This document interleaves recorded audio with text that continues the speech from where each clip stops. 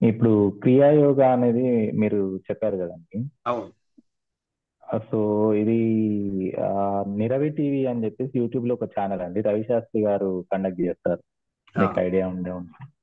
So లేదు లేదు. దాంట్లో పెద్ద పెద్ద పెద్ద పెద్ద హిమాలయస్ లో వచ్చేసి అక్కడ ధ్యానం చేసి వచ్చిన యోగులని వాళ్ళని ఇంటర్వ్యూ చేస్తారు. వాళ్ళు ఏంటంటే కొన్ని సంవత్సరాలు చేస్తే గానీ ఇది రాదు, ఈ చక్రాలు అనేది ఒక లైన్ కి రావు అనేది అంటున్నారు. ఉమ్. అని వాళ్ళ ఇంటర్వ్యూస్ నేను చాలా చూసాను, ఒక 70 80 ఇంటర్వ్యూస్ చూసాను ఆ యోగులవి, పెద్ద పెద్ద ఒక్క వాళ్ళవి. నిమిషం, ఒక్క నిమిషం. నేను ఎక్కడికక్కడ మీకు జస్టిఫికేషన్ ఇచ్చుకుంటూ వెళ్ళిపోతా, ఓకేనా? ఉమ్, ఇప్పుడు అంత తేలిగ్గా వస్తుంది అన్నారు అనుకోండి, అన్నాడే అనుకోండి, ఉమ్, అప్పుడు ఆ ఉమ్, వ్యక్తిని మనం ఉమ్. తేలిగ్గా చూస్తాం. ఓకే.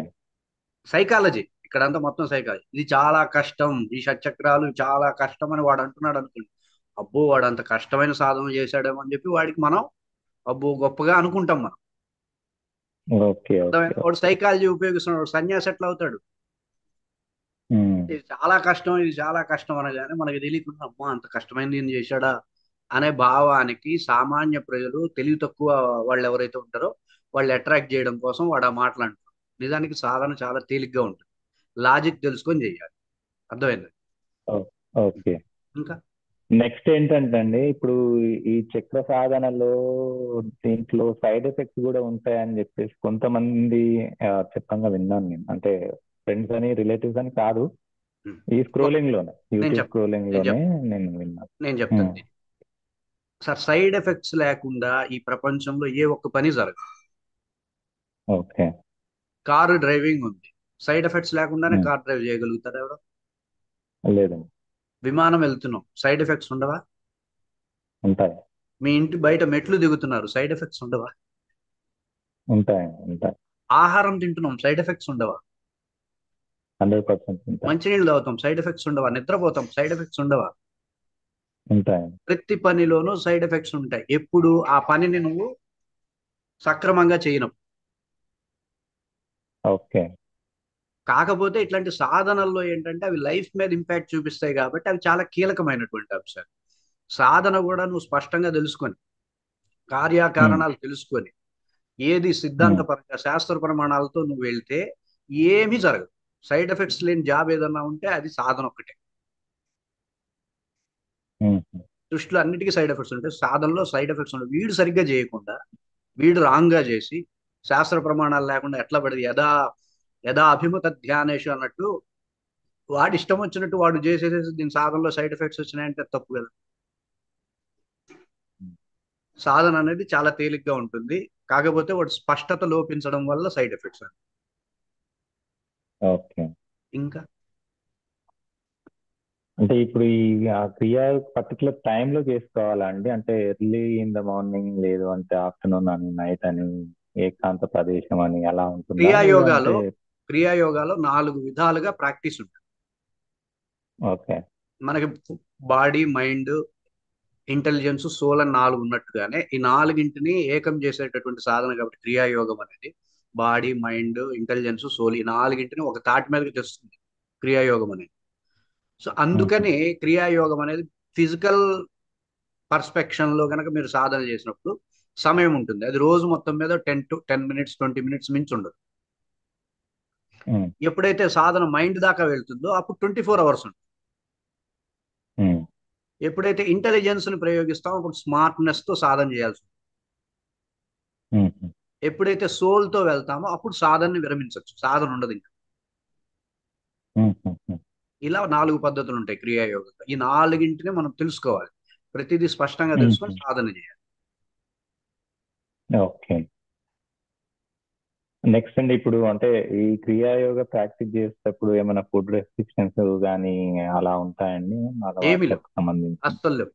ఫుడ్ రెస్ట్రిక్షన్స్ ఏమీ లేవు, రెండే రెండు ఉంటాయి నియమాలు మనకి. మ్మ్. చెప్పినటువంటి నియమం, శాస్త్రం చెప్పినటువంటి నియమం ఏంటంటే బ్లాక్ కాకూడదు ఎనర్జీ.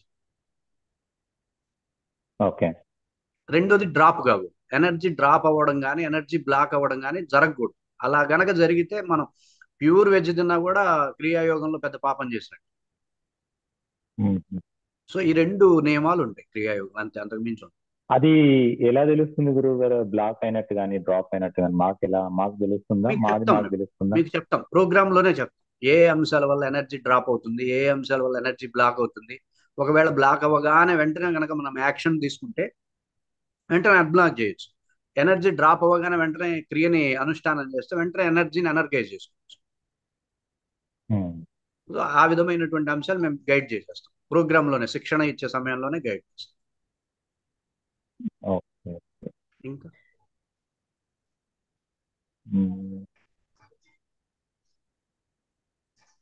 మీరు మొన్న ఒక వీడియోలో చెప్పారండి, అంటే ఈ చక్ర సహన వల్ల మోక్షం కూడా కలిగేట్టుగా చేస్తాము అన్నట్టుగా.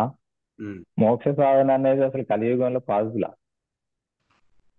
సార్ యుగాలు ఏముంది, కాలమే కదా, డేట్లే కదా. యుగం అంటే ఏంటి? డేటే కదా. అవునండి. యుగం is a date, date and time అంతే. దానికి మనం పేరు ఇంకొక పెట్టుకున్నాం. ఇంకొక వాక్యం ఏంటంటే, ఆ కలియుగంలో నామ జపానికి మించింది లేదని చెప్పేసి అంటారు. అంటే ఇప్పుడున్న అంటే ప్రజలకి సంబంధించి ధ్యానాలు అవి అంటే మళ్ళీ స్వామీజీలు తపస్సులు చేసే వాళ్ళకి ఉంటాయి. మీకు ఇంకో విషయం చెప్పమంటారా? మీకు అయ్యా. అసలు సీక్రెట్ చెప్పమంటారా? యజ్ఞాలు యాగాలు వాటన్నిటికంటే అతి కష్టమైనది, అతి జటిలమైనది నామజపమే. నామ జపం. ఆ అతి కష్టమైనది, అతి జటిలమైనది, అతి అతి తార్కికమైనది, అతి వైవిధ్యమైనది ఏదన్నా ఉంటే అది నామజపమే.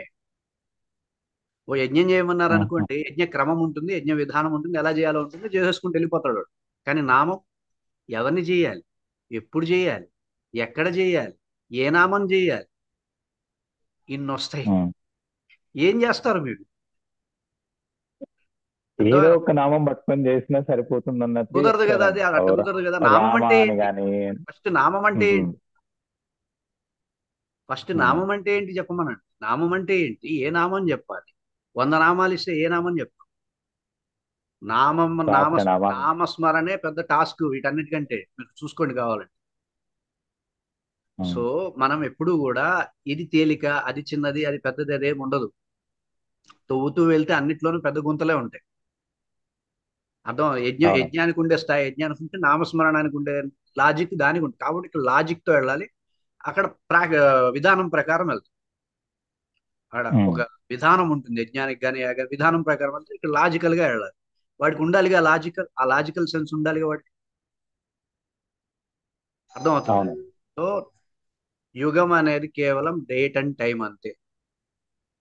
కృతయుగమైన, సత్యయుగమైన, కలియుగమైన అంతా ఒకటే. మనిషి బుద్ధి బట్టి ఉంటుంది అంతే. కృతయుగంలో లేరా రాక్షసులు? ఉన్నది. కలియుగంలో రాక్షసులే లేరు, అందరూ మనుషులే. మరి ఏది గొప్పది? మనుషుల్లోనే చాలా మంది రాక్షసులు. మరి సరే, మనుషుల్లో రాక్షసులు ఉండొచ్చు, కానీ వాళ్ళ సమయాన్ని బట్టి, సందర్భాన్ని బట్టి, కొన్ని కారణాల చేత వాడు అట్లా తయారవుతాడు. కానీ పుట్టుకతో రాక్షసుడు కాదు ఏ మనిషి. అవును. అర్థమవుతుందండి. అందుకే దైవం అవును. దైవం పుట్టాల్సిన అవసరం లేదు. మనిషికి అర్థమయ్యేలా చెప్తే మనిషి మారే అవకాశం ఇప్పటికీ ఉంది. కలియుగంలో ఉంది, అవును. కృతయుగంలో లేదు, త్రేతాయుగంలో లేదు, ద్వాపర యుగంలో లేదు. అందుకే వచ్చి చంపాల్సి వచ్చింది. అవును. ఈ రోజు మారతాడు మనిషి. కొంచెం చెబితే, కొంచెం గట్టిగా చెప్పాల్సిన చోట గట్టిగా చెప్పి వాడికి అర్థమయ్యేలా చెబితే మారతాడు ఎవడైనా సరే. అది కలియుగం యొక్క గొప్పతనం. అర్థమవుతుంది.